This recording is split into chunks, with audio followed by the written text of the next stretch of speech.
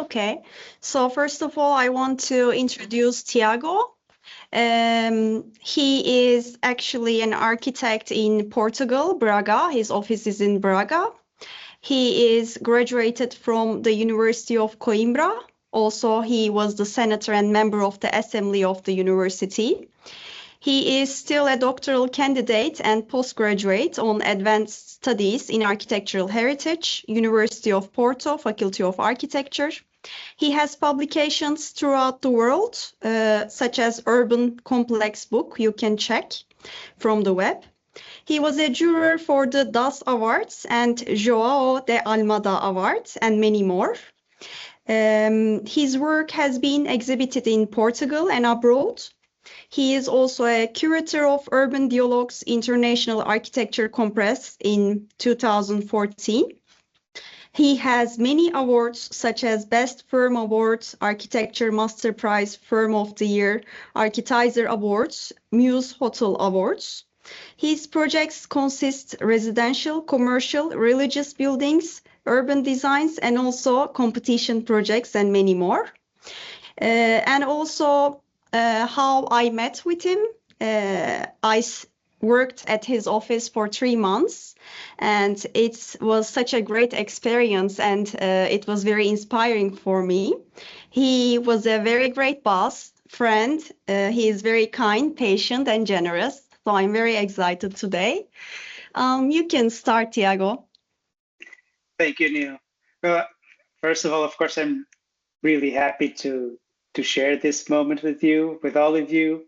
I really appreciate the invitation to be here today. It's especially great to see my dear friend Neil. And it's especially a great pleasure to see this virtual room filled with interested students. So I'm looking forward to chatting with you in a while. I'll start by showing you a few projects. These will serve as a sort of a background for our discussion, and then we can talk a bit about how we do it, how's our process, what are our concerns, whatever you feel like it's interesting to know about of our practice.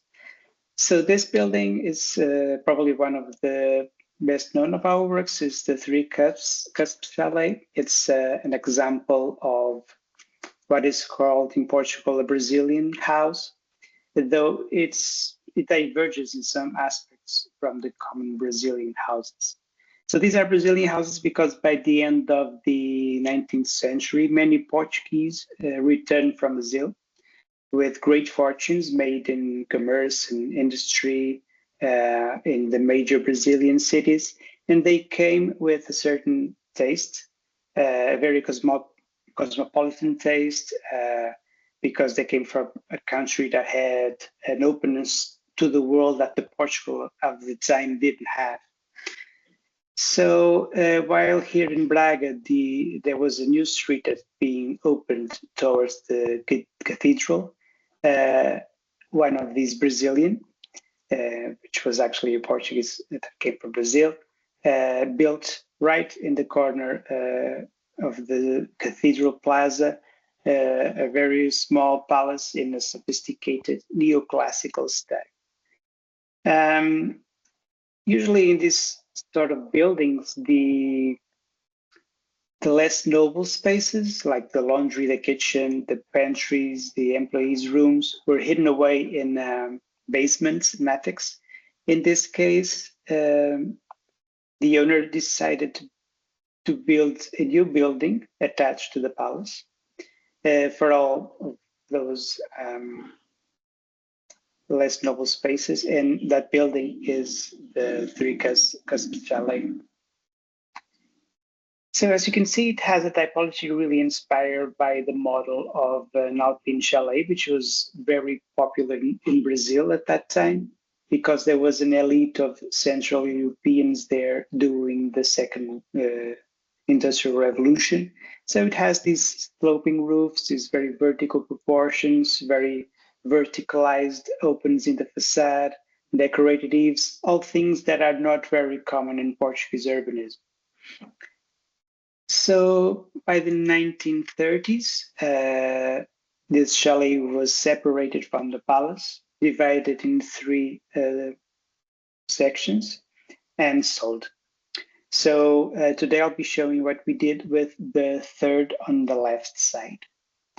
As you can see, the facade was already adulterated with aluminium frames, these exterior blind boxes, which really kind of ruined the scale of the building and its details, and even changed the perception of the street a little bit.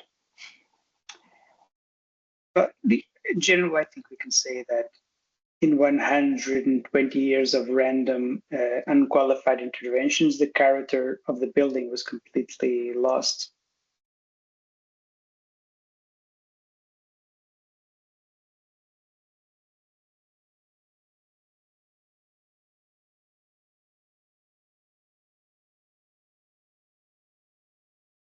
So what we tried to do was to, well, on a functional level, clarify the spaces and its functions, recover the image of the building and its constructive techniques, and give it back to its original program, which was mostly residential.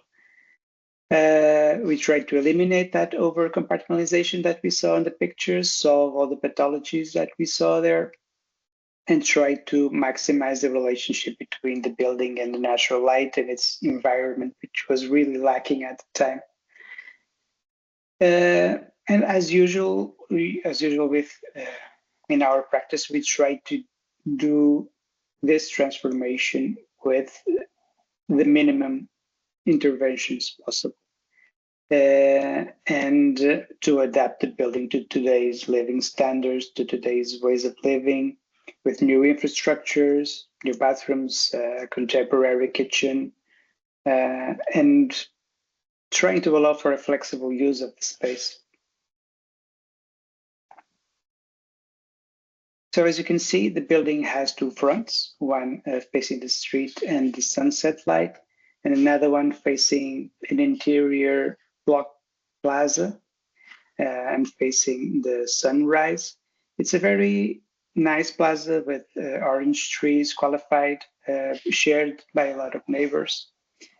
And as you'll see, its original typology is in itself already really flexible, really rational, with a stairwell in the center dividing each floor into two areas of more or less similar dimension. There's also a difference in height from the ground floor facing the street and the floor facing the plaza, about 1.5 meters, and this allowed us to relate the working program on the ground floor with the street and the residential program upstairs with the interior plaza. There's also, of course, a hierarchy of spaces from public to private, and as it was originally done, we allowed the staircase to modulate that hierarchy, separating the spaces, and also, as you can see, with the diminishing size width of the stairs, it also communicates what is public from and what is private. But this is things that we'll see in the photos better, I think.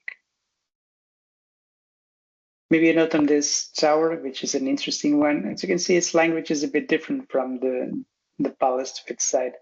This tower was a later expansion, so that the palace would have contemporary cistern toilets. It was the first house to have cistern toilets in this city. So that's why this tower appeared there out of nowhere.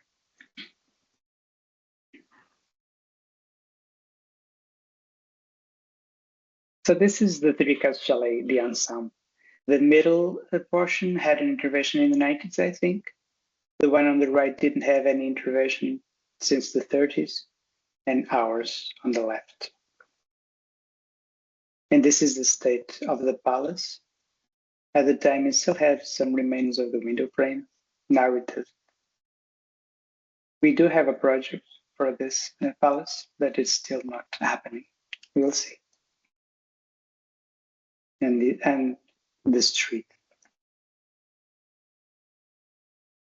So this is a detail of the, you can see it's a modest thing built out of a zinc plate. These are modest buildings. They weren't built like the small palace to its side, which had an important architect and was done with utmost quality. This was a very current construction, then just following the tastes of the owner. He was the architect, I think. So this is the detail of the window frame and also the mail and technical closet.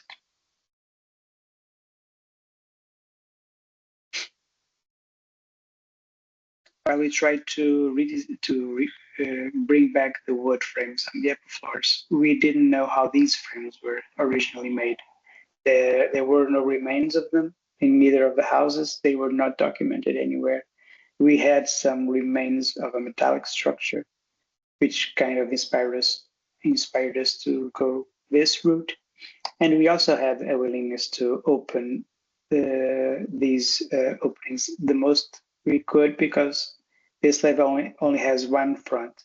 So that's where this design came from. It's a contemporary interpretation of something that we suspect was there, but we don't really know how it was.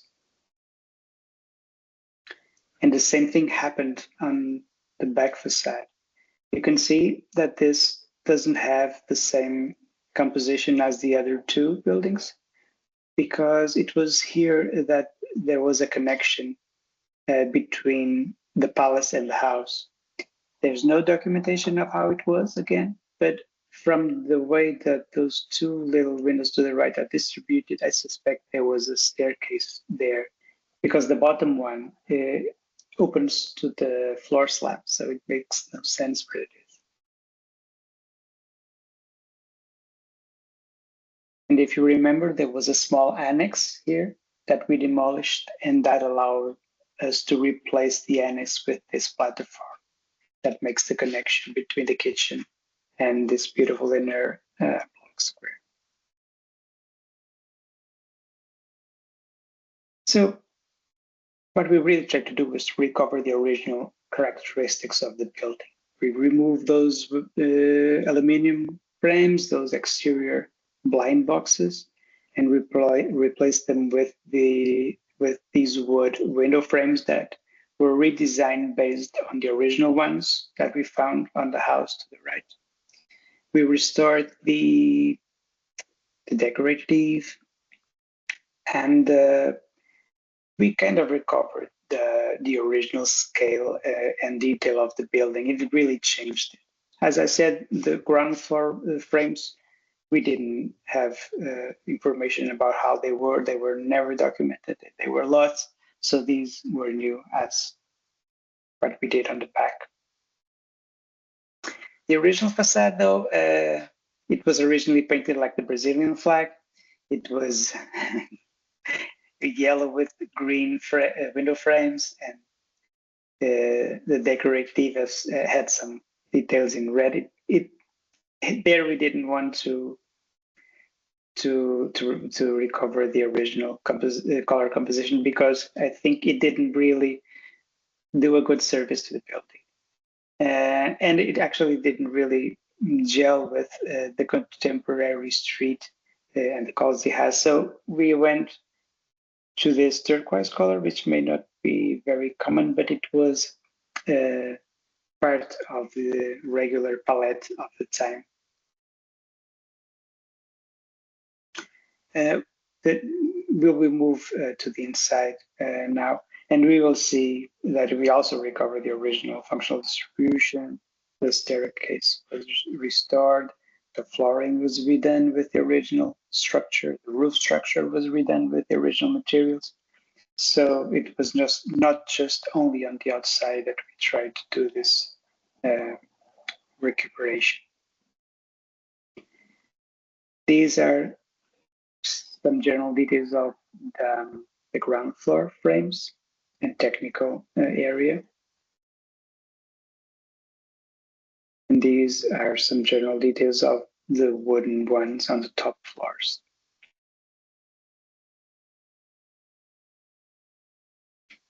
And some closer details.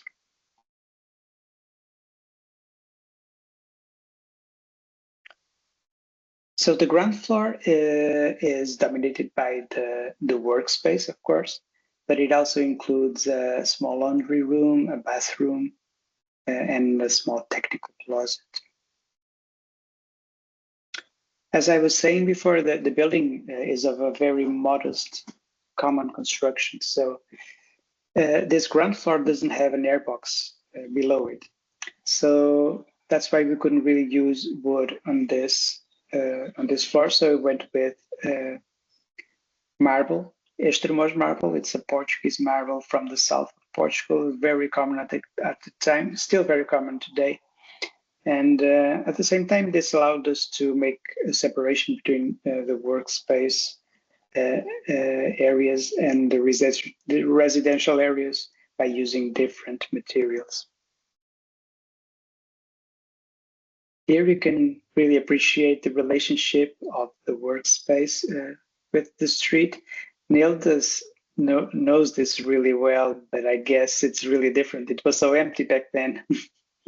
Yeah, I'm crying here a little bit because of the memories, yes. Mm. So all the carpentry is still the original one. It was recovered. There are a few elements that were not recoverable, so we did reproductions of them, but most of them are the original elements. Here you can see how that living room is positioned above the workspace. So this is the first floor. It's the middle floor. And I think here we can talk about what I think is the biggest break with the original configuration of the building. We've seen it already in the previous photo. So there's the staircase was enclosed by two walls, one facing east, another one facing west. And we replaced the wall facing west with a glass plane. This glass plane runs through all three floors. And that really had a dramatic effect on the quality of the light that penetrates and crosses the entire property. It also allowed for a visual transparency between the various floors that really unite all the spaces, as we've seen in the previous photo.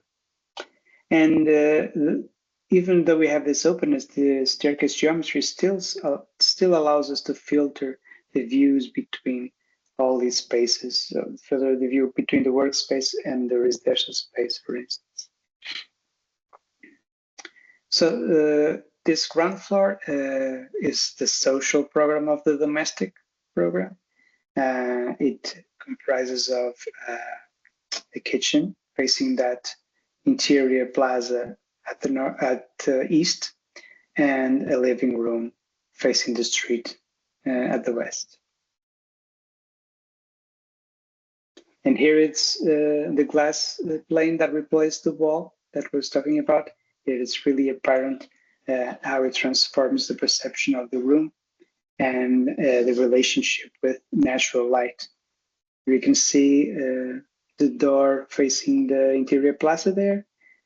On the back of us, there will be sunset light coming through the windows, and there's also this zenithal light over the staircase all day long. So when we removed the wall, we also removed the door to the living room. So we kept it in place and turned it into the centerpiece of the living room. It's now the dining table.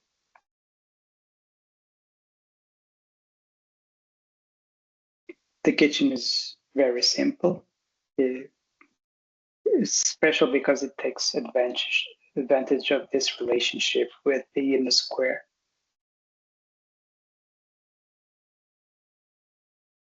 Whenever we had surfaces that required waterproofing, we went with this Extremos marble. It's the materials palette is limited and standardized. The house is not really big, so it made sense to make the most of the economies of scale. And now we can see that this new transparency connecting all 3 floors. We can see them all at the same time. It kind of transforms the building into a vertical loft because there are points where we can see the 3 floors at the same time as a single space. And you also can see here how the staircase is narrowing in each section, communicating the changing nature of the privacy or intimacy of the spaces it connects, and the zenith light coming through. So the last floor is the private floor. It's the sleeping quarters. It has a bedroom, a dressing room, and a small bathroom. The great protagonist of these spaces is the constructive system of the roof structure, which we made apparent, though we painted it white. The ceilings are not really high, so we felt that need. And from the bedroom, you can see there the dressing room on the other side. This is the opposing view from the dressing room to the bedroom. And this dressing room is kind of a surprise in the top of the building. We do this path, climbing the stairs and experiencing this white box. And then we get the surprise at the end of all this path with a small wooden box. It's making a counterpoint to the white box of the rest of the house. All these surfaces move. They are sometimes wardrobes, as you can see here. There's sometimes doors and windows. And this door gives access to the little bathroom we have upstairs, which is in itself now a counterpoint to the wood box before. Now we have a small marble box here.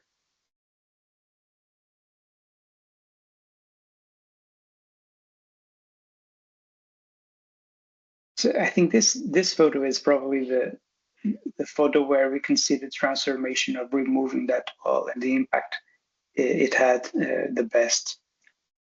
And it allows us to also see how the bedroom fits over the living room. I think this was a successful project in the sense that the neighborhood took proud of this work. They talked a lot about it. This 3 Cups Chalet was part of their daily life.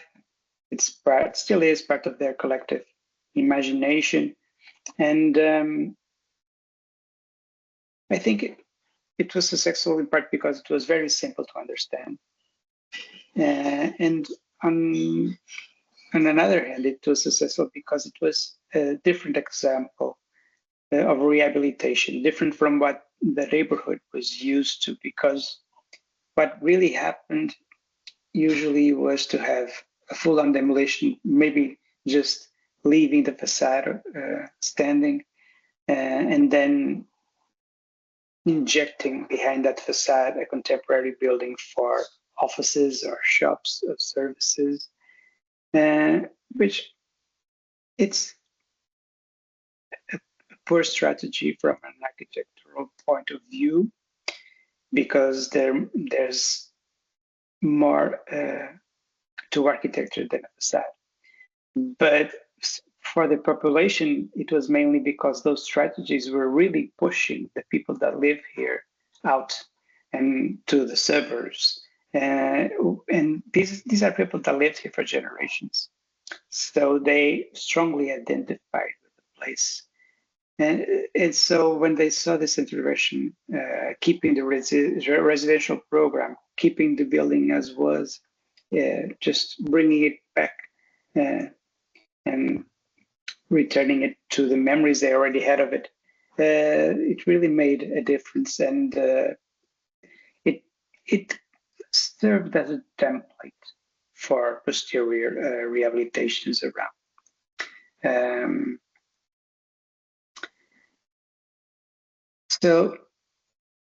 And that's it about the three cups surrounding. I think I'll move on to a new one. Yeah, if there is not any other any questions. Is there any questions? Maybe at the end, Tiago. Okay, yeah.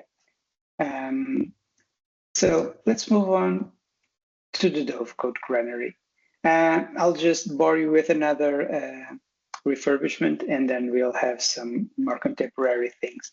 Actually, I'm jumping a few projects just to make sure that I don't spend a lot of time. We can come back to the ones we're jumping if we have time in the end. So this is a very small project of vernacular architecture, traditional architecture in the Minho region, which is in northern Portugal. It has very, very clear roots in traditional construction, a very humble construction, but also very pragmatic and very creative. It has a very unusual but very intelligent typological solution, combining three very common vernacular typologies: a cordon granary, a dovecote, and a drying shed, but in an ensemble that has no parallel with any other construction that I know of. Unfortunately, its construction had some problems. It was made with oak wood. I think the ensemble was improvised over time, so the structural elements were undersized by for the requirements of the construction, and at the same time, it spent 50 years or more without any kind of maintenance. So the wood really deteriorated deeply. As you can see, it was still standing, but it was only standing because it was being held on with steel wires from the trees around. So in a very pragmatic sense, it was not recoverable. On top of that, times have changed. There was no longer any agricultural production in this property. So if we rebuilt it, it wouldn't be fulfilling its original use in the future. So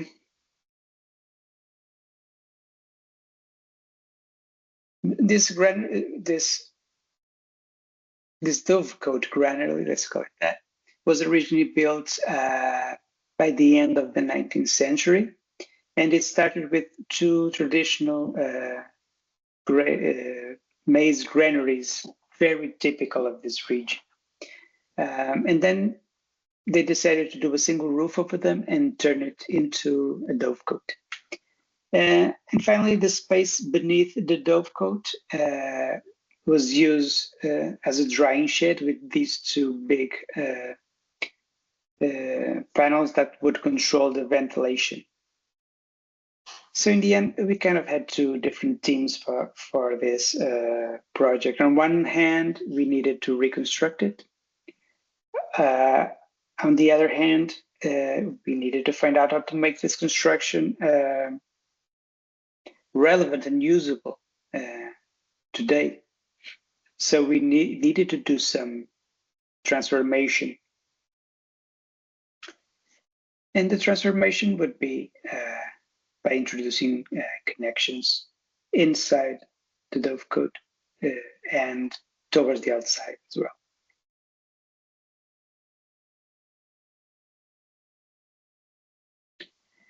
So the dovecote was rotten, but these rotten wood pieces did allow us to document the design and the construction techniques of the building, at least as it was when it was last usable. So the result of our intervention is sort of an element by element reconstruction of the dovecote granary, redesigning all the carpentry details and doing a very limited set of surgical interventions to allow, on one hand, its safe use structurally and its reused renewed use functionally.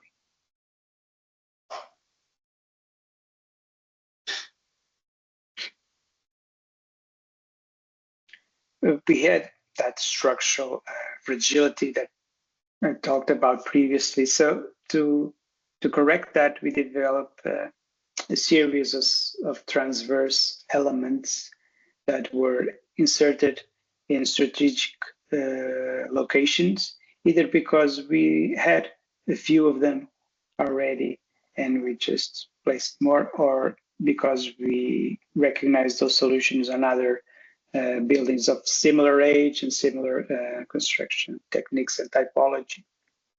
And here we can see some of those diagonal elements.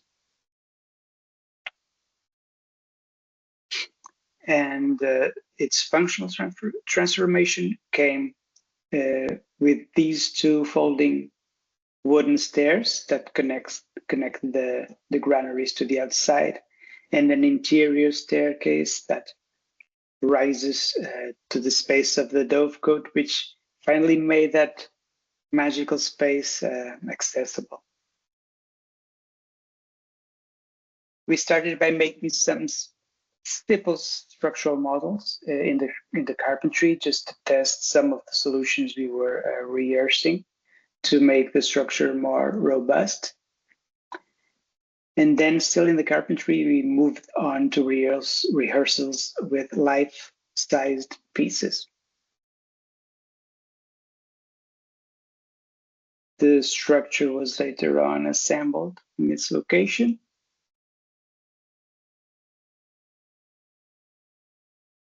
And this was the end result. You can see that cross in the middle. We already had one in the back, so we just reproduced it in the front. Here we can really recognize the traditional proportions of the granary.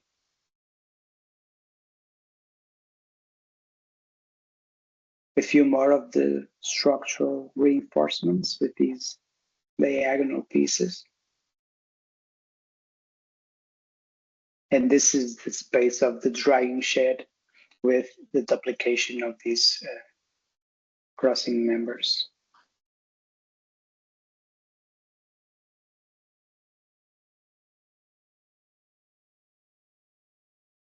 The granite bases. It's curious how this very traditional design sometimes produces this somewhat abstract and contemporary spatial experience.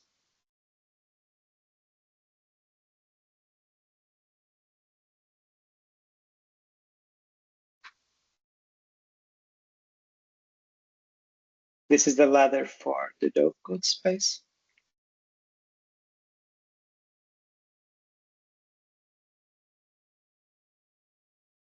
And finally, the dovecote.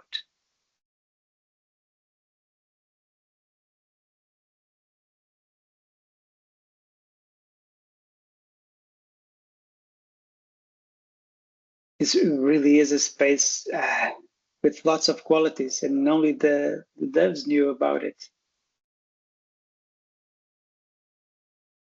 In a very idyllic location also.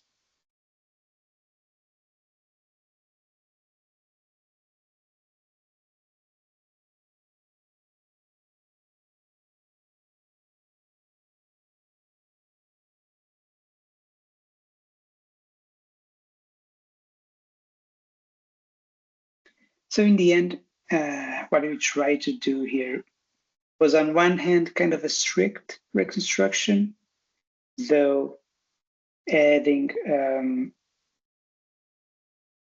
the smallest interventions to make it usable. So that entails the connections between inside and outside, and between levels on the inside, and the structural changes to make it more robust. And in the end, we were able to preserve a very interesting document of vernacular architecture, which was really important for us because these buildings, they are not considered important. They decay, they fall down, they are removed, they're never documented, and once they disappear, it's like they never existed, and we lose this beautiful information on these buildings. So it was really important for us to save it. It doesn't really have any use now, of course. It's whatever we want to do there. It's sensing the air going through those wood slits. It's the perception of the leaves of the trees moving around you. You can have a nap there, read a book, have a port wine with your friends. What matters is the space is available and you can use it for whatever you feel like. And the difficult granary lives on, which is what was most important.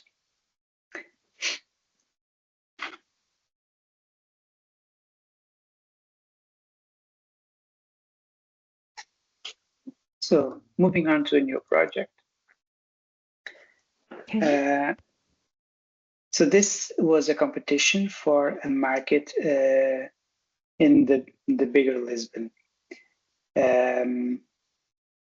It's a project Anil also knows very, very well. Sometimes maybe even too well. We suffered a bit with this one. Yes, but it was very, very good to be inside in this project. It was a fun experience. So we of course, the competition had a goal, which was to provide this neighborhood with a market for fresh produces, fish, meat, vegetables, fruit, flowers. And we wanted to give the most efficient answer possible to that requirement. But we're also trying to figure out what else was lacking in this neighborhood, and if this program could also solve those missing things on the neighborhood. And this neighborhood was really fragmented by high volume streets that divided sections of the neighborhood. So we found a solution that would use part of the neighboring building to connect to a pedestrian aerial bridge that would connect a street behind at the core of the neighborhood to the front of the neighborhood and over a street to a park that also belongs to the neighborhood. A really nice park that was isolated from the neighborhood by this high volume street. And this new aerial street would also feed the marketplace, because we wanted the marketplace to be not only where you would buy your produces, but to be able to attract you there, to be a social hub, and also, as the program requested, a place that could be used outside of the market working hours for cultural events.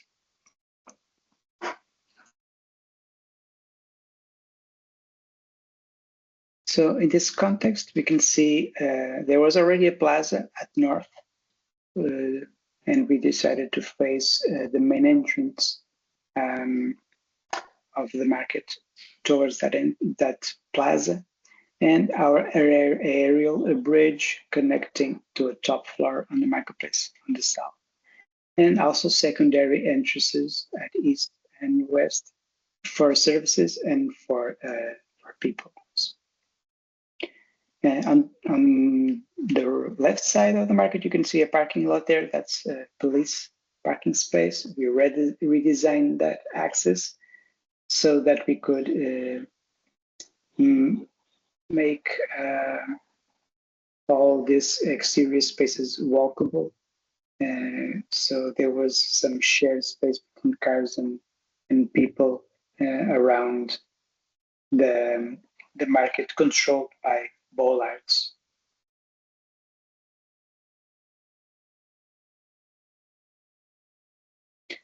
There's also on that axis to the left side here controlled areas for loading and unloading and waste collection. again using these electromechanical bollards to limit the car access.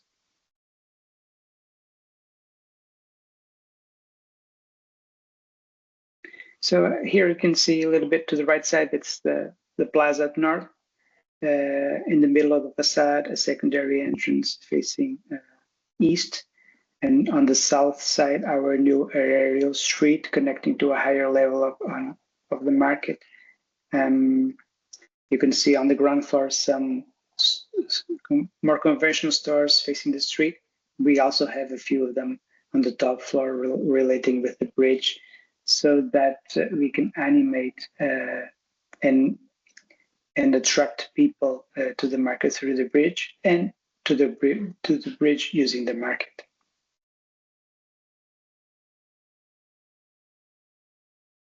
So the solution we propose typologically is really simple, really genuine. I guess it's rooted in our collective memories of how a market is and functions, and tested by time. So it's a large central hall that organizes the market stalls. It has kind of a monumental scale that invites entry and encourages lingering through the market.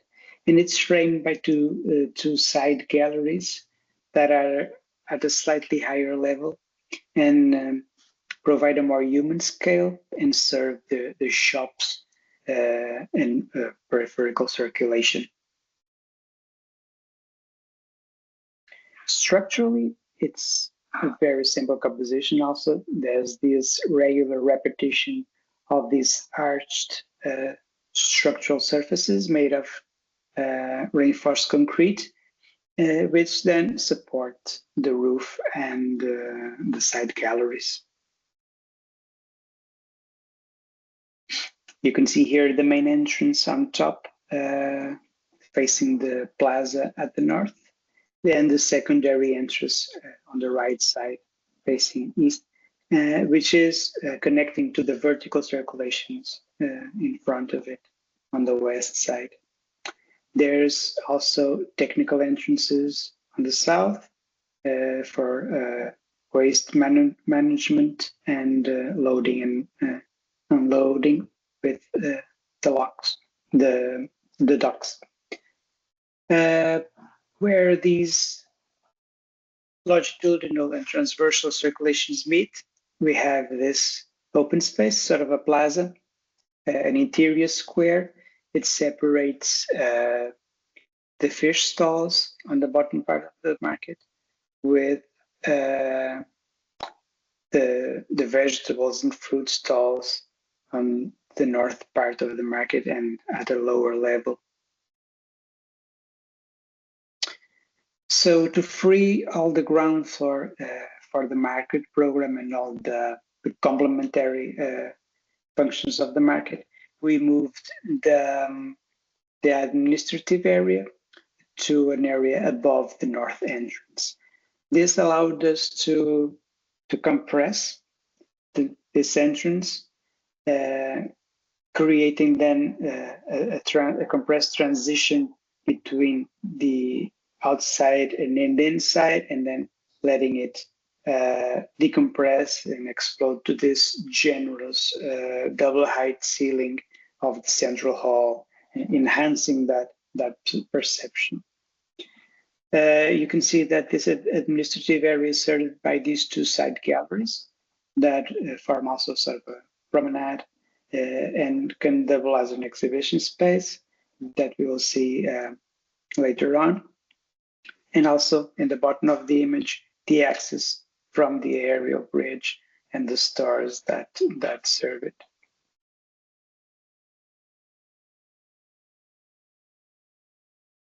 So we were aiming to have the best design compromise for the market program, ensuring a high quality architectural experience that invites and encourages daily use by the surrounding population.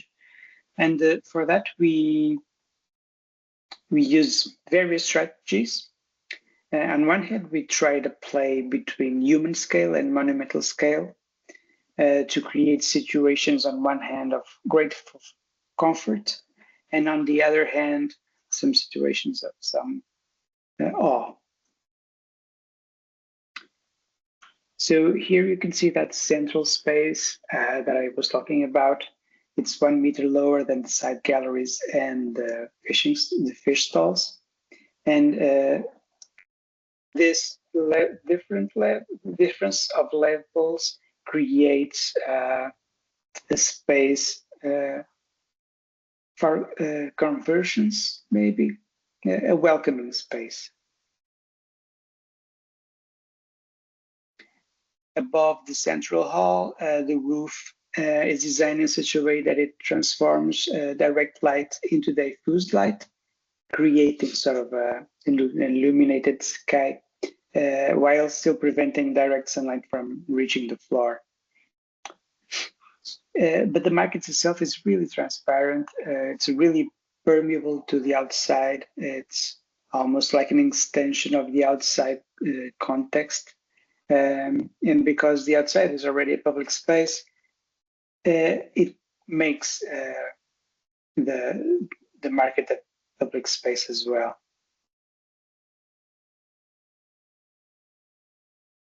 Here we can see how the fish area is separated from the fruit and vegetables area by this level difference, and also by the finish of flooring.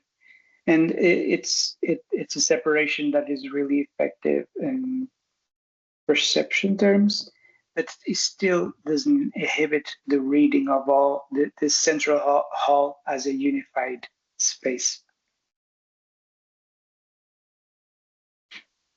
Here we can see how the different heights and the different types of flooring also communicate different scales and different uses with these side galleries for the shops and the fish area.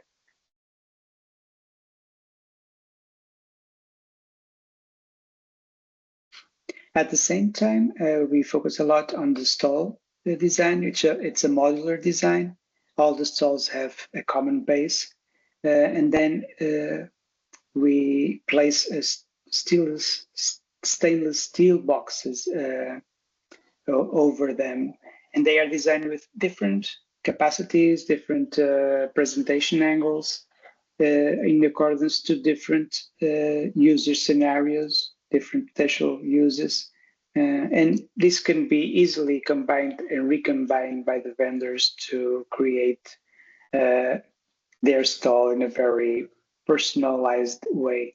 These stainless boxes are also dimensioned so that they can accommodate standard plastic trays without any kind of transformation. So it can produce the best possible presentation of the products in a very simple way. So although the design proposal was motivated by the market program and the presentation of these fresh products, we always kept in mind that this design should also accommodate other uses, mainly cultural activities that would happen outside the open market hours.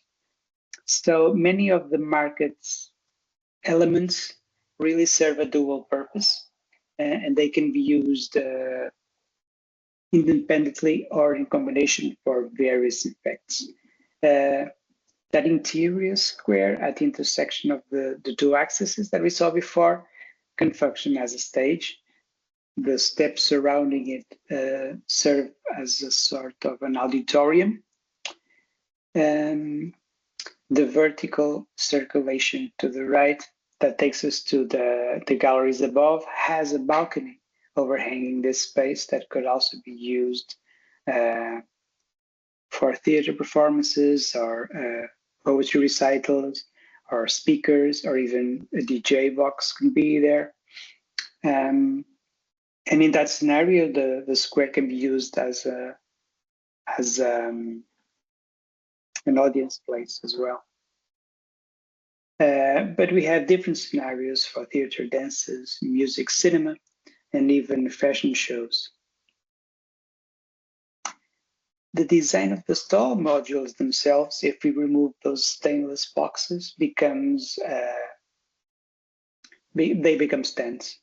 So we can have this very entire all the entire central hall to be used as a longitudinal stage with stands on each side, and the opera galleries also can participate in that or function as an exhibition space that could even be used autonomously from the lower level.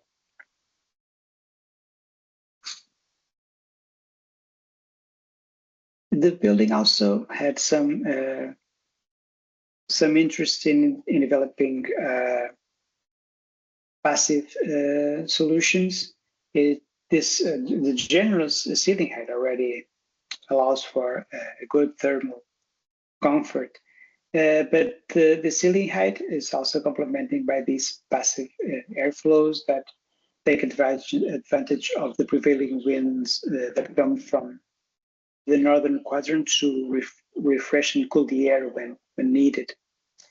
Of course, the roof is compatible with solar panels, and we collect rainwater into deposits for filtration and then cleaning and irrigation of the plaza at the north. This is how some stores relate to the outside. They can still be open when the market is closed. This is a relationship between the main entrance and the North Plaza, with a coffee shop on the left side of the building.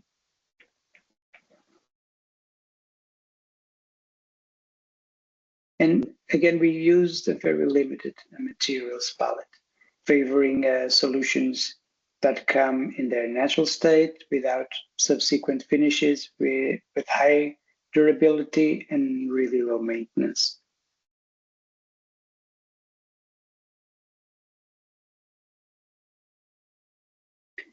So we're moving on again to a smaller project. This is the Bottles Recess project. It's an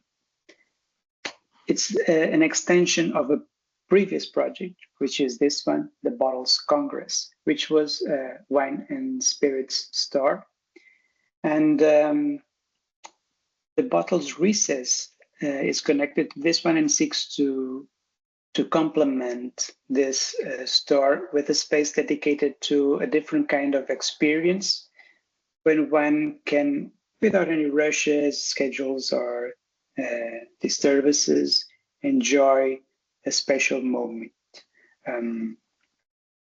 Though it functions as an extension of this store, it's connected by a corridor that really doesn't reveal the space, but already establishes a transition between both places. And so it functions as an extension of this one. It has an aesthetic that is developed from this one, but it's a very distinct space.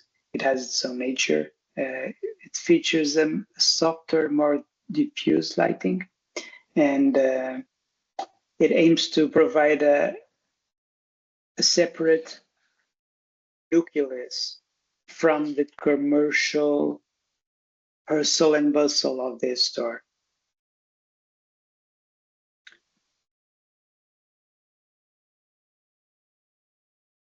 So this is the corridor. It's already established that something different is going on, but it doesn't really reveal anything about the space that we're getting at. So the Bottles Recess is designed to be like a tribute to wine products. It's a very flexible space that combines the exhibition of a few unique and historical pieces from both the industry and this company, which is an old company. And it also has opportunities for gatherings and even opportunities for some introspection. It was designed to have individual or social wine tastings, some special events. It is equipped to have multimedia presentations, food preparation for wine harmonizing, etc. So it's actually a sequence of 3 spaces interconnected with no barriers, but that have varying degrees of intimacy. So when we arrive from the Bottles Congress, we are greeted by this spacious area supported by this counter. And the counter is for preparing beverages, but also food. So, and it can host very informally a small group.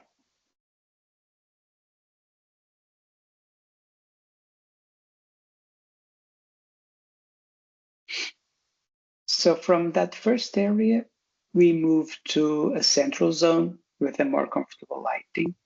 It's entirely lined with pine wood, and we have these small tables for individual use, accompanied by this long bench and a very tall central table that can be also used in many different scenarios.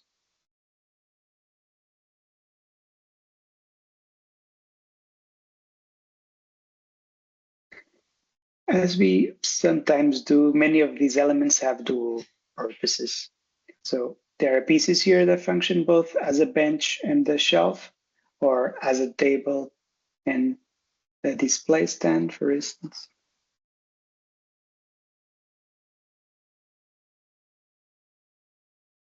These are removable.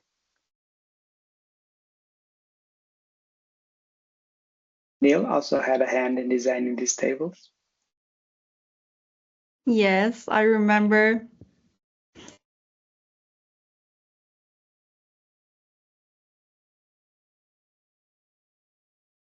So we kind of encouraged a lingering, appreciative experience of the bottle's recess by producing these very explicit, very graphical, and visually engaging construction details. I think they really push our curiosity.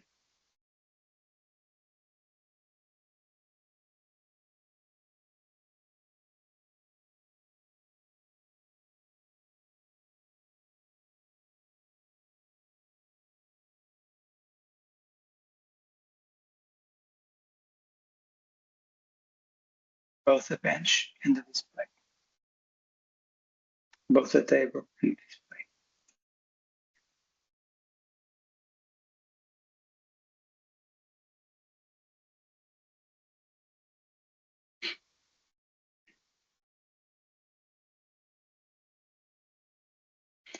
So this succession of spaces culminates in this sort of a retreat. It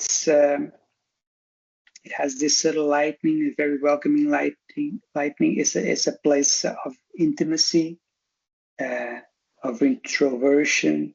We have 2 armchair zones with small coffee tables, and they are framed by this almost like a museum context.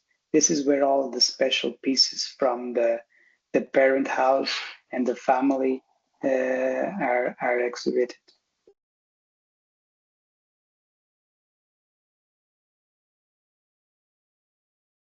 They are already in the 3rd generation of the company. It's a family-owned company.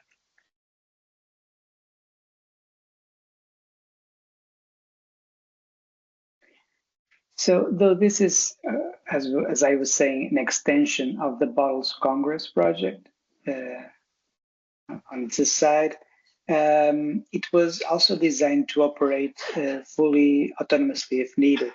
We have a big sliding door that separates it from the Congress, and we have this discreetly hidden connection to the front door and the street, like if it was a speakeasy from the Prohibition era in the United States. It's a little secret.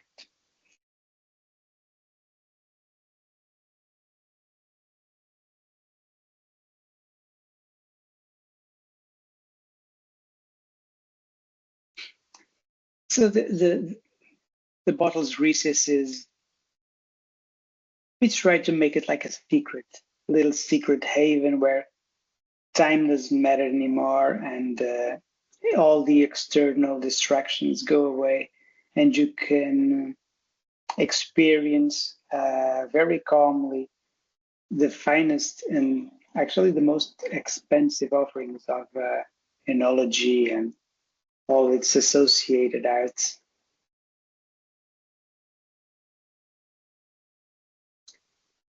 And finally, I think this is the last one.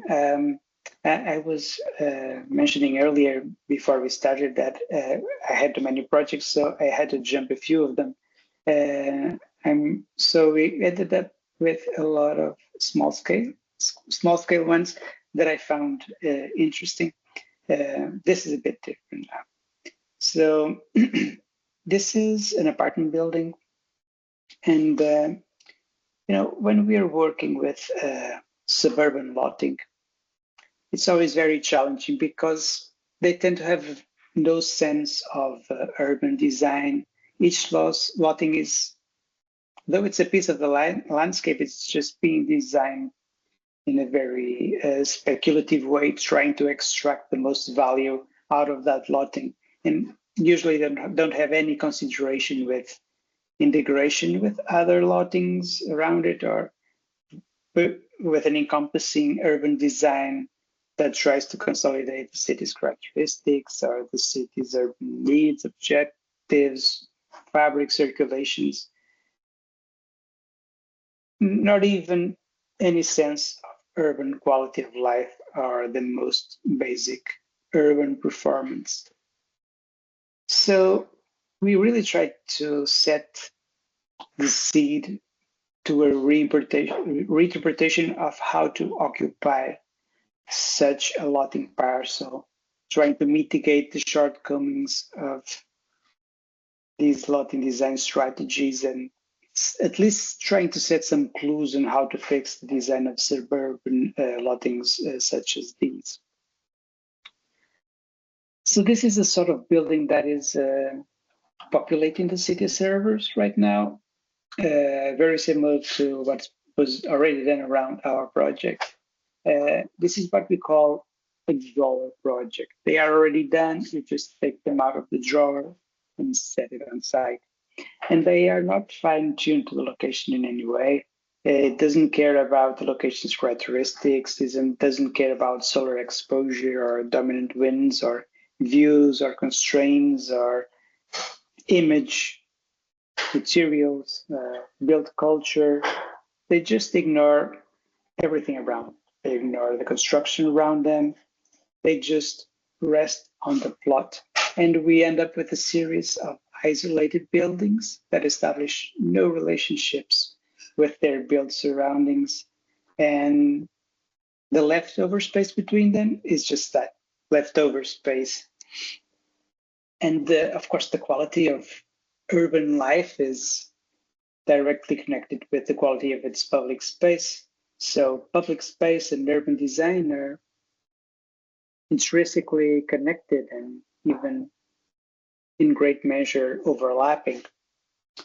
So just designing buildings and then calling the leftovers public space is not enough. We need to design buildings and urban design at the same time through the same thoughts and with the same intensity.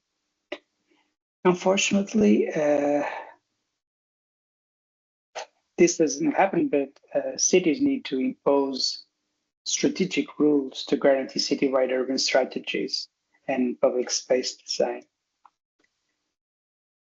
Because when we think about a qualified street, we think about a coherent urban design with aligned facades, similar volumetrics, a defined architectural character that belongs to the place, streets that are both walkable and drivable, multifunctional with residences, commerce, services, streets that are routes that connect different points of the city, but also that can be themselves destination places, places to be, where one can sit down on a bench with a friend or have a plaza nearby.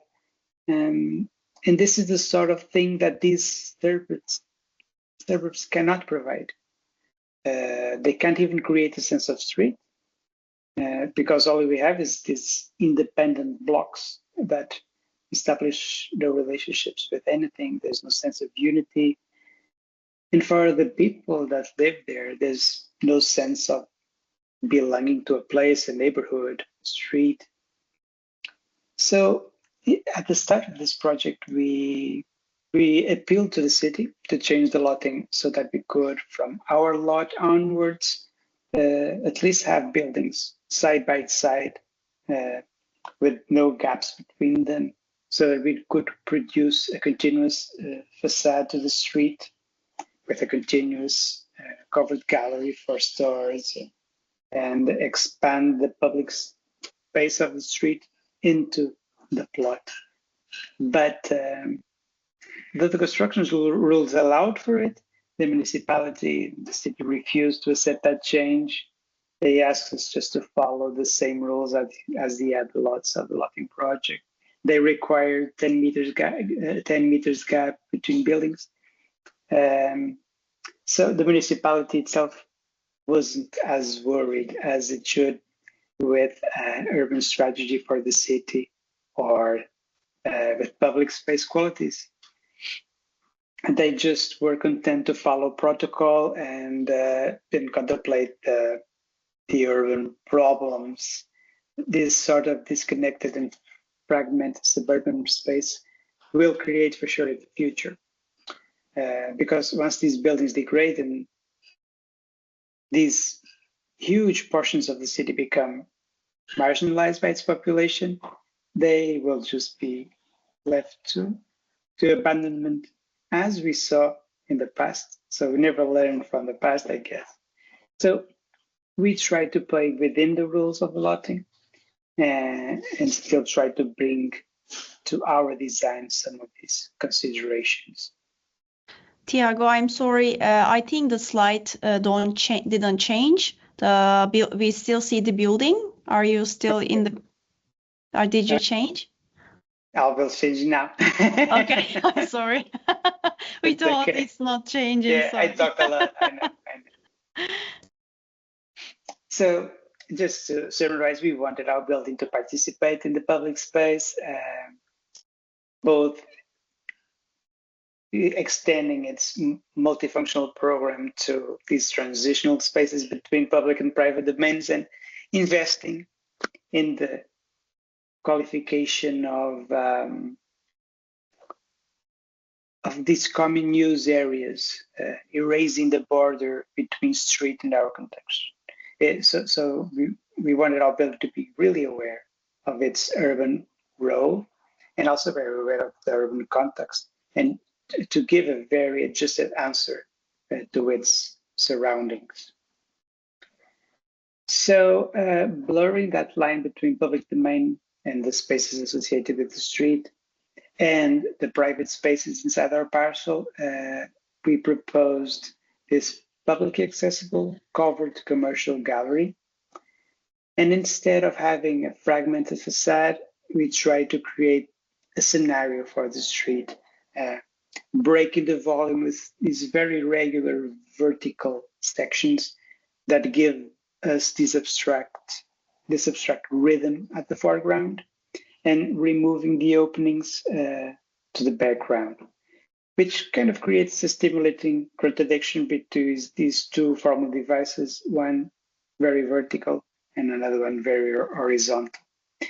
And then this delicate play of light and shadow kind of breaks the monolith that the building is, and that sometimes is a consequence of the rationalization of an apartment building plan.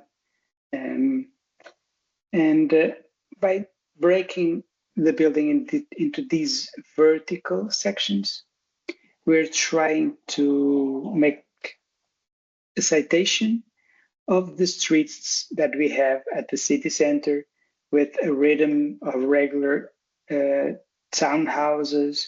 We're really searching for the same scale, the same proportions, and the same dimensions of of a traditional townhouse street of this city. So this Antalya solution also creates a lot of interest in the facade. The way it reflects the light and casts shadows keeps changing along the way. Sometimes more discrete, other times it's really affirmative.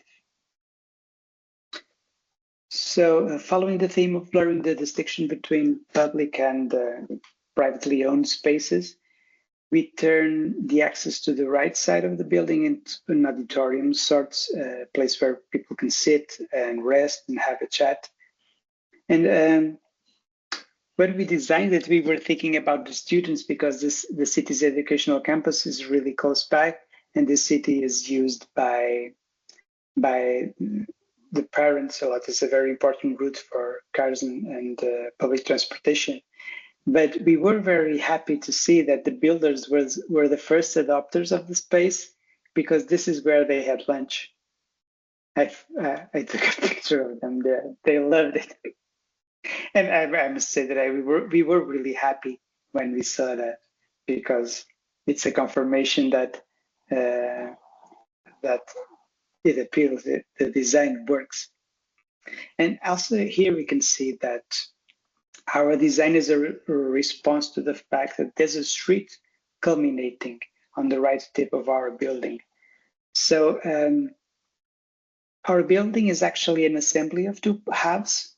Both of them have their own entrances, their own staircases, their own lifts, their own underground parking accesses, and the plans are the same for both sides. But with a few minute transformations, we were able to produce this very different design on this end of the building. And it serves as a marker for our building, both at the building scale and as at the urbanscape scale, a landmark. But it's also the element that defines its identity. And again, it's the finishing touch of this street that starts about half a kilometer away and ends at this point. You can see the second staircase there on the left side. So you can see it has a very different expression from this. So here on plan, you can see both halves of the building. The plan is exactly mirrored between them.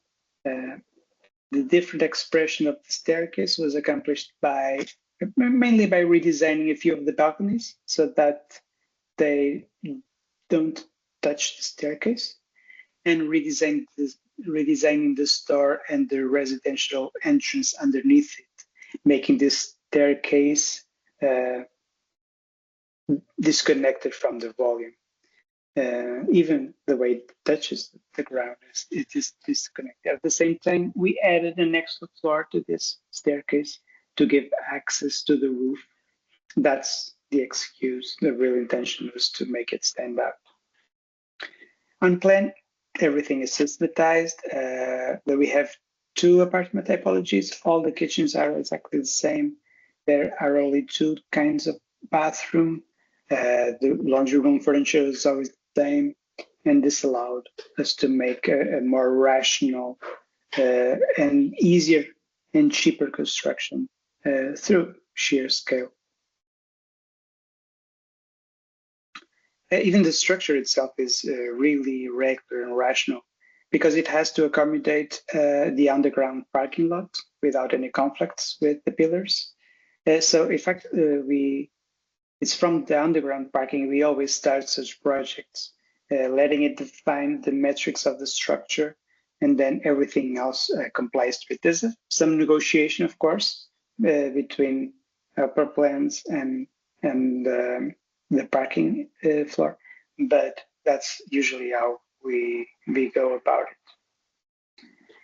it. The plan itself is also aiming to be as efficient as possible without any losses in twisty circulations and weird corners. So in the end, this building has exactly the same construction area as the other buildings of the lottings, but the apartments itself ended up with almost 25% more usable area because of that efficiency. Not only the rooms are bigger, but on the 3-bedroom apartments, we even found a way to provide an extra space that I'll show you in a bit. So these common areas, I think they ended up really dignified. It's the first contact everyone has with the building, with the interior of the building, both for visitors and for the inhabitants. So we like to treat it with utmost care. These are the 2 entrance doors for the 2-bedroom apartments. And these are the doors for the 3-bedroom apartments. On the left side is the actual door. On the right side is the technical closet for water and gas. So when I said we were able to provide an extra space in the 3-bedroom apartments, I really meant this space here. You know, in the Azores Islands, which belong to Portugal, traditional houses have a space they call the middle of the house. So, like many houses, they have a transitional space after the entrance, related with the interior circulations.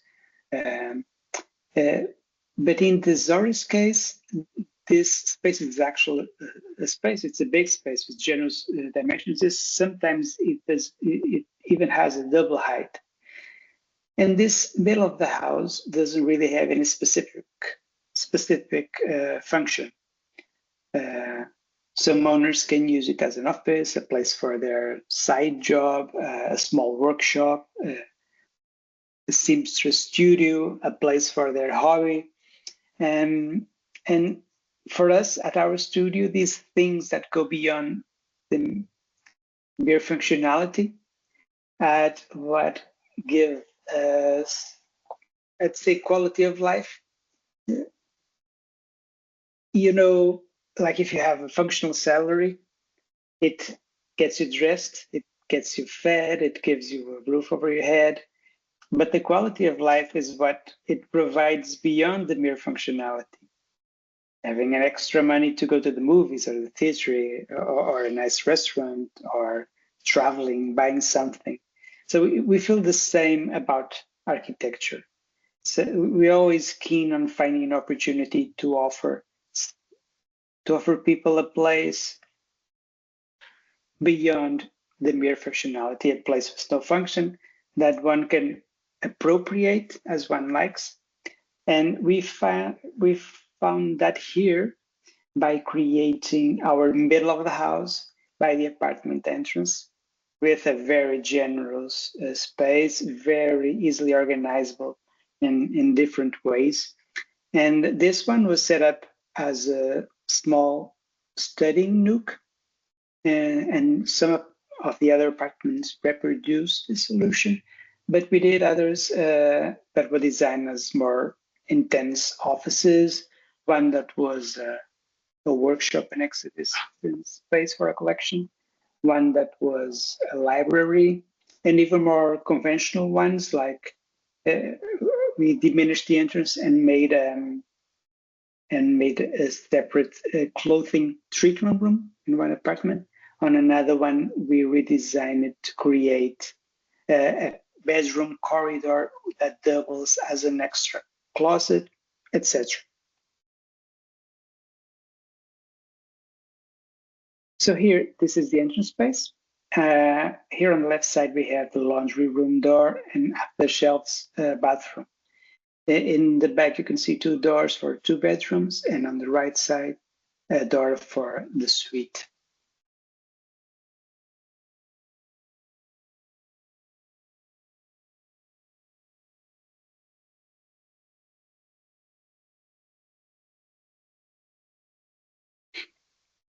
Coming back to the hall, the entrance door is to the left. Next to it, there's a technical panel, electrical and communications, and some enclosed storage and a place for your keys, your wallet, etc. And you can see the living room in front. Here we can see how straightforward and clear the room geometries are. The projecting balconies and recessed window frames we discussed a little while ago really allow for a full glass facade, because it minimizes solar gains while still taking advantage of this very nice view we have.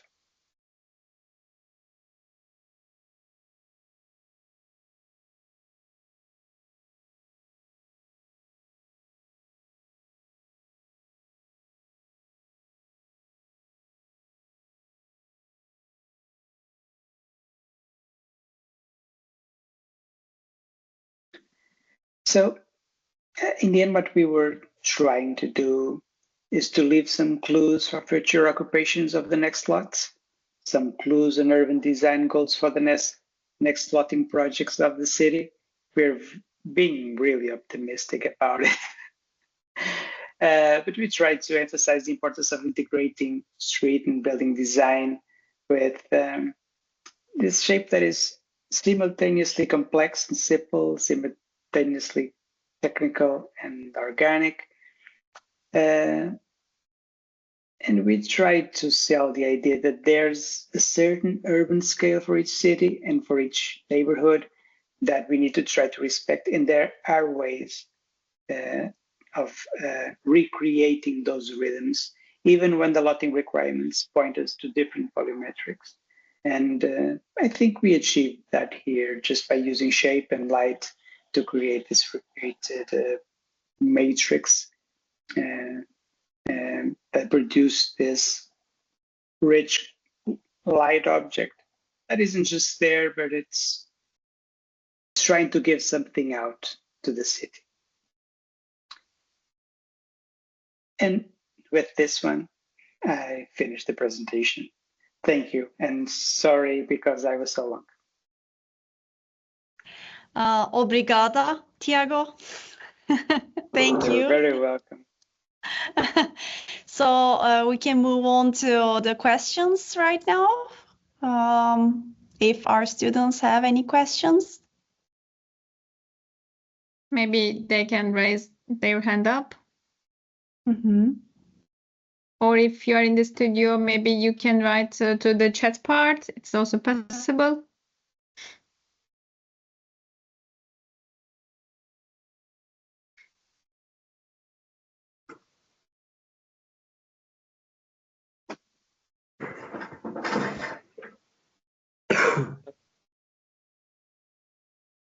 Maybe we can start with a question so that they can share their question. So I want to mention, when I was working with you, Tiago, the design process was very a little complicated. Not complicated, but we were talking about it. We were thinking about it a lot. So there was a board on Tiago's office, and we were like 3 people, and we were putting our ideas to the board. We were talking about it all the time, going back, coming back, and talking about it all the time. And then we were trying to make the project. By that time, Tiago was taking some notes. He was trying to answer some questions. So maybe, Tiago, you can mention about the beginning of the design process. Like, how do you start? What do you think? Or where do you get the inspiration? Well, that's an interesting question and a difficult one to answer. Not because the subject matter is difficult in itself, it's something that we don't usually think a lot about, but the process itself is complicated. So I believe that the best approach is to not think about a solution until we gather all the relevant information on the project.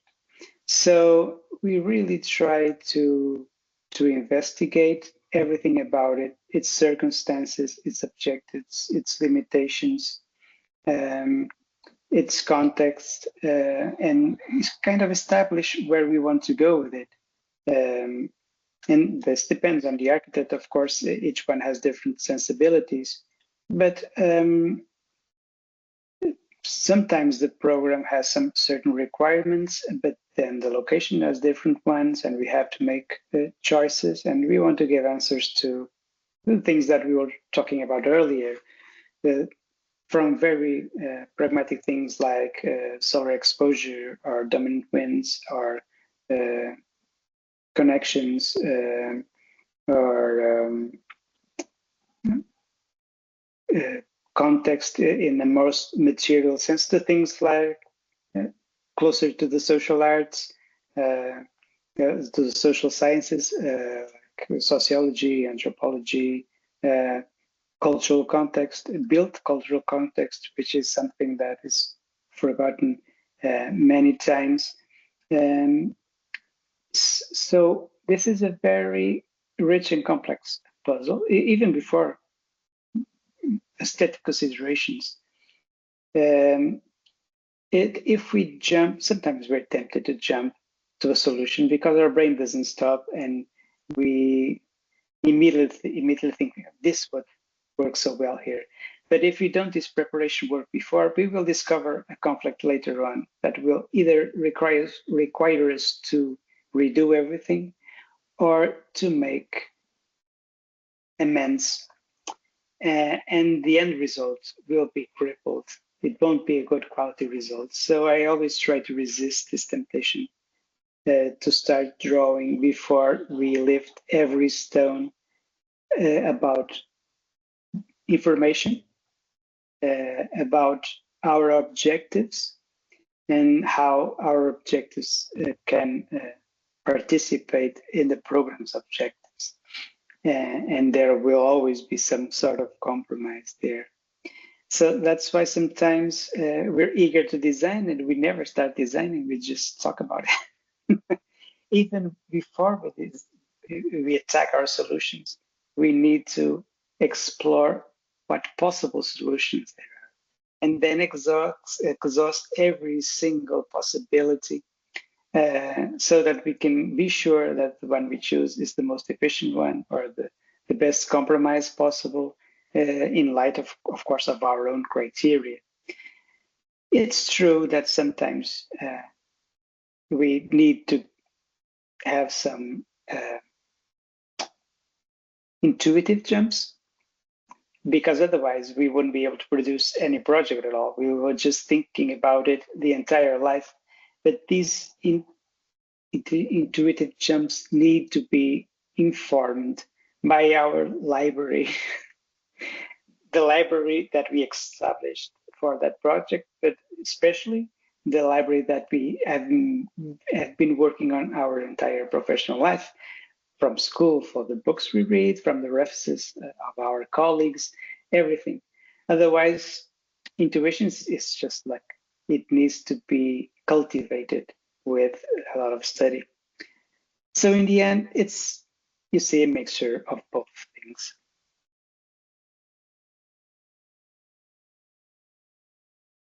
Thank you, Tiago. I think.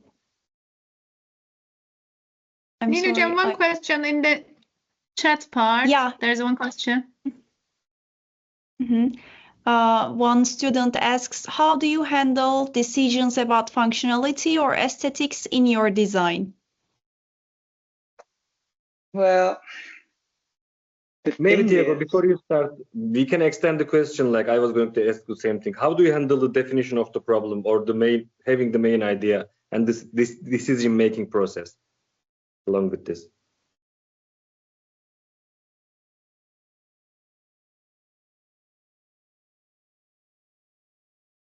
Sorry, I'm just taking notes so that I don't forget anything.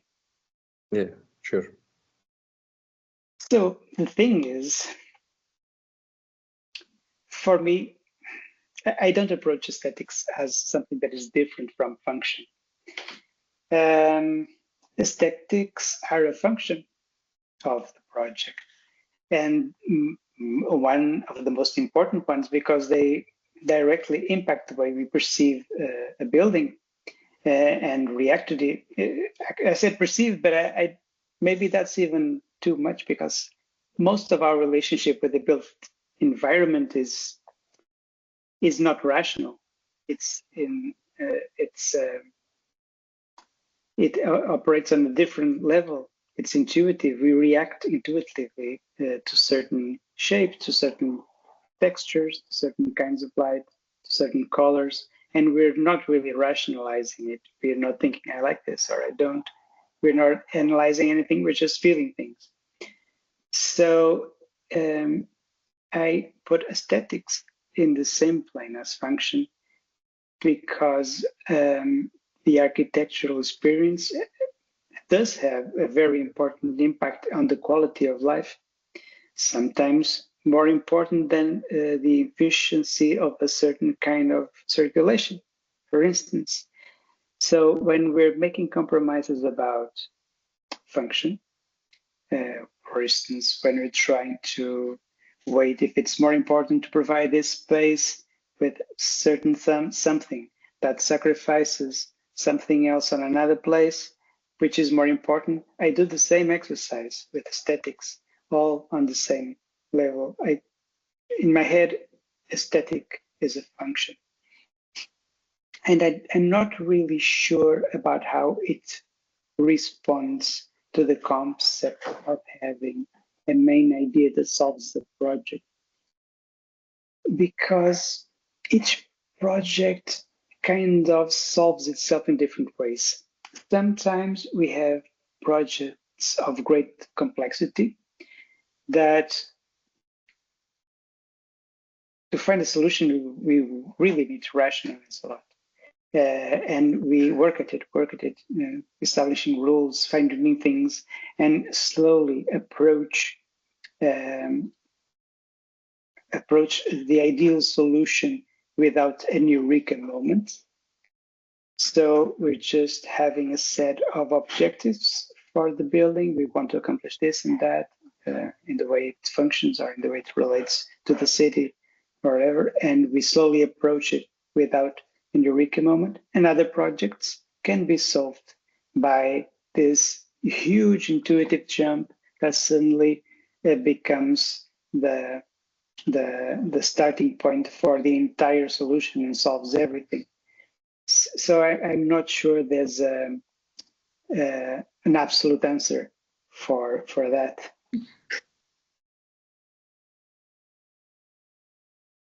Okay, thank you. Any other questions?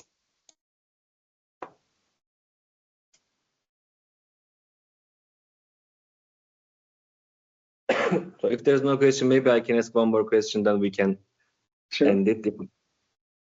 You present like variety of project in different function, in different location, in different context, in different scale, etc. So do you have something in common in terms of like way of thinking or focus of your intention to this project while you are approaching them in terms of the approach? I mean, focus of your intention. I'm not sure if I can be fully truthful about that one, but I'll try. It's most architects are really recognizable. We see an Alvaro sees a project and we know it's by him.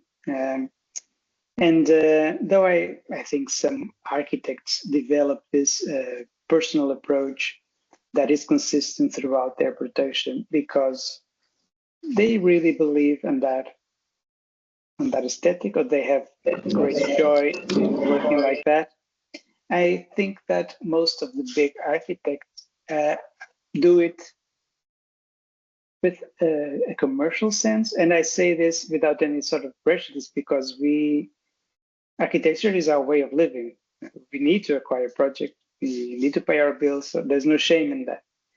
But a recognizable image is an easier way to be presented, I think, to be recognized and to acquire a project, to find clients that come to you because they want a project from you and they know that you will be doing something on that line and they are safe that they will enjoy. So it's a good strategy.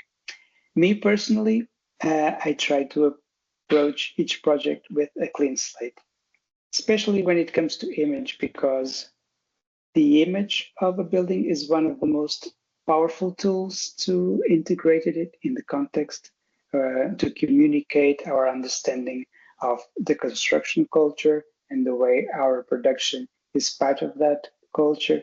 So if we limit our range of possibilities just to follow a brand, I suspect that sometimes the better solution is left out of that range. Having said that, people still say that my work is recognizable, so I'm not sure if I can be fully truthful about it. The only thing that I want to be constant in my work, and I'm not sure if I achieve it. Maybe some other things are constant in my work, but the only thing that I truly want to be constant is the way I look at our disciplinary field, the way I try to integrate architecture in the built culture of the place, the respect I have for the time continuum with no sudden contemporary ruptures. I think we don't need to reinvent the wheel at each step that we go. What is constant is the way the author relates to its profession. Everything else, for me, should be open.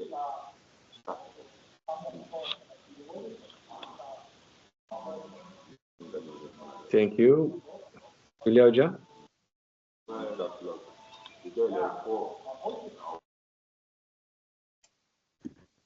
Okay, I think there are two more questions. Hülya Hoca?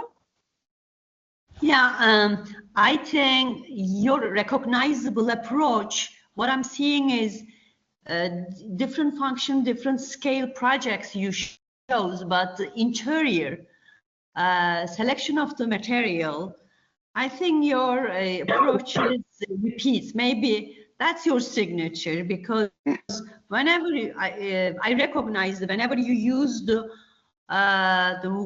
white marble, the ground is continuous with that marble, and the same material I think you selecting, and the interior color, it's kind of recognizable, your signatures, because of the outside of the function and the scale. You can repeat, or you can have a signature there, but the interior, what I'm seeing is, maybe they recognize your signatures in there, right? I think you are right. Yeah, but maybe I do have an argument to defend myself. Because I have another question. I mean, actually, it's not a question, but I want to know something. The conservative projects in Turkey, we have dealing differently. Your projects, I mean, what we saw in conservative projects, it's a very small scale, but it contains intense detail. And I was curious about your perspective about the structure, the projects. If it's not usable, it really needs to be reconstructed. What you believe is it needs to be exact way it is, or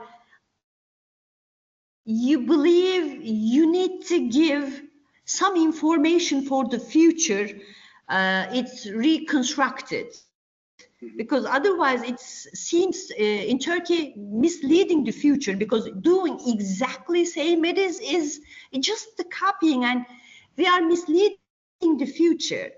I mean, what you believe is your grander projects, you review the detail, you change, but you kind of carrying out some information, but at the same time, you giving your perception in there also. I mean, can you just open up a little bit? I mean, what you believe in your country, you know, it's how the conservative projects, how important the handling that projects, those type of projects. That's an incredible question, and I'm even a bit afraid of giving it an answer, but I will. So just to quickly answer about the material choices and how they are kind of constant in my work. I do like them, it's true. But in my defense, it also is because, again, I'm working on a built culture that is a continuum and that comes from the past. So, and I'm building around my area here in northern Portugal.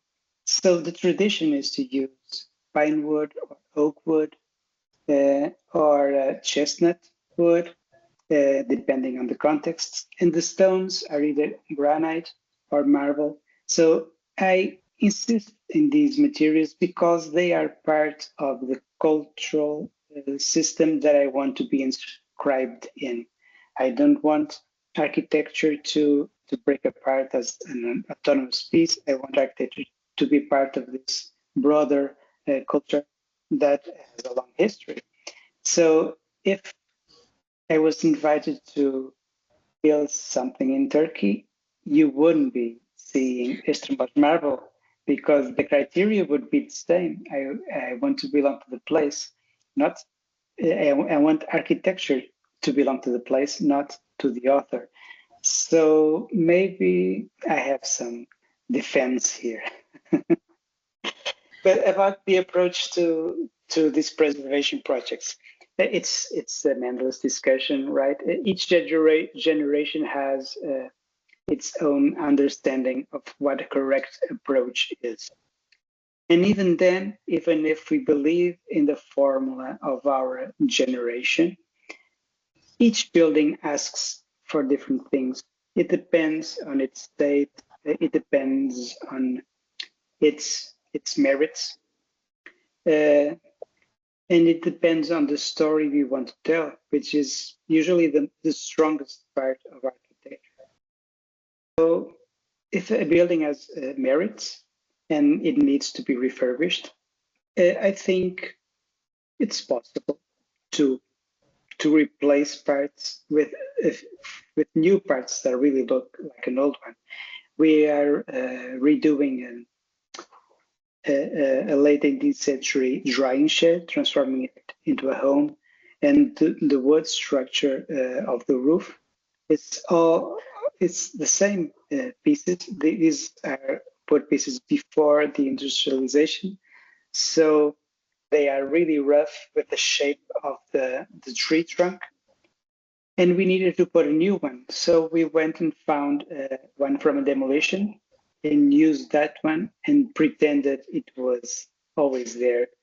A new one, could it be a good approach? Yes, I think so. For an archaeologist in 500 years, it would make sense to see which piece was put in the 21st century. But for the story, I was trying to tell that element would just be the protagonist.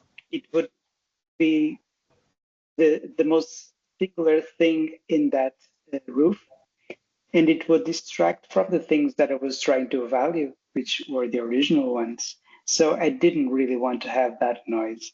So in those cases, I prefer to tell a small lie, which tells a nicer story, which is the full original structure. Sometimes we lie, it's true, but it depends, and it's with a good reason, because it's easy to defend, and sometimes I do it, to defend that our architecture, our intervention in patrimony needs to be explicit. Yeah, if we add something to our an old building, let's make it 100% contemporary, contrasting, clear, this is old, this is new. But when we do that, usually we just smash the old building. We put it completely in the foreground. We want to show that we are better architects than the original one and make a masterpiece out of our intervention. And in the end, that's not preservation. That's almost humiliation of the existing building.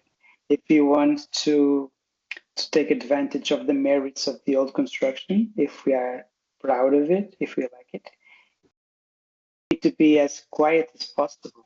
Ideally, if we disappear, if there's no trace that we were there, even better. But again, some buildings don't really have any merits. Some buildings are not special. Some buildings are humble but are interesting. It's not about their value, but sometimes they were just constructed in a really unqualified way. So there's no point in making that homage to them, and then we have some freedom. But there's no universal solution. We may have our principles, and my principle is this one: let's be discreet. Let's try not to lie. We can find ways so that it's distinguishable between the pre-existing building and our intervention. If we want to, we can make that difference explicit, but make it quiet also, so that it doesn't distract from what you're trying to preserve or present. That could be a general approach, but each building will ask for a different thing. Thank you. Okay, I think we are at the end of the questions, Tiago. Thank you very much for today's presentation. It was very inspiring. Yes, for us too. Hope to see you next time, hopefully, in the future. I'm always available. It's a pleasure to be with you. And thank you so much. It's a joy. Thank you so much. Thank you very much. So see you later. Thank you. See you soon. Obrigado. Obrigado, Tiago. Thank you so much. Muito obrigado. Bye-bye. Bye-bye. Bye.